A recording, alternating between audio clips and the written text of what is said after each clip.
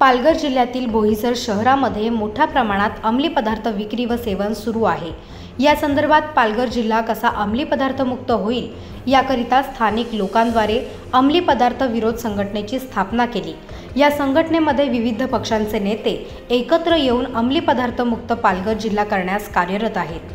व्हिडिओच्या माध्यमातून आपण जे दृश्य पाहत आहात या मंदिर कंपाऊंडच्या आतमध्ये मोठ्या प्रमाणात ड्रग्जची विक्री व व्यापार सुरू असल्याची माहिती मिळाली होती आणि सदर भूखंड MIDCच्या अंतर्गत असल्या कारणामुळे या भूखंडात शासनाद्वारे 26 सप्टेंबर रोजी JCB चालवला गेला।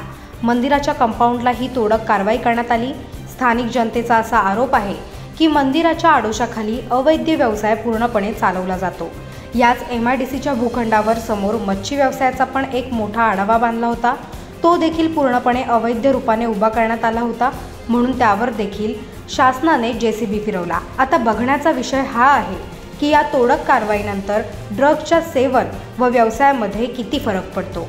अंमली पदार्थ विरोधी संघर्ष समितीच्या वतीने आम्ही अंमली पदार्थाच्या विक्रीचा करणाऱ्या लोकांवरती कारवाई होण्यासाठी त्यांना दहशती बसवण्यासाठी आम्ही ही कारवाई केलेली आहे आणि त्यासाठी MIDCच्या अधिकाऱ्यांनी संके साहेबांनी अतिशय चांगलं पाऊल उचललं।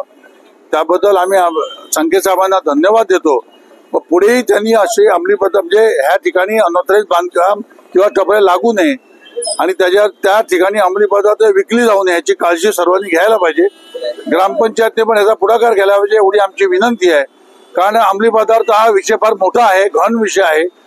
आमची तरुण पिढी, येणारी पिढी, तरुण पिढी कॉलेजच्या मुलं मुली याच्या आहारी जात आहेत आणि ते कुठेतरी थांबायला पाहिजे। याच्या हेतूने हाच हेतू आमचा ठेवून आम्ही कामं करतोय आणि त्यासाठी आम्ही आमच्या संघर्ष समितीच्या माध्यमातून आम्ही सर्व पदाधिकारी हा संघर्ष करत राहणार। मग त्याच्यासाठी कुठलीही किंमत मोजायला लागली तर आम्ही मोजायला तयार आहोत।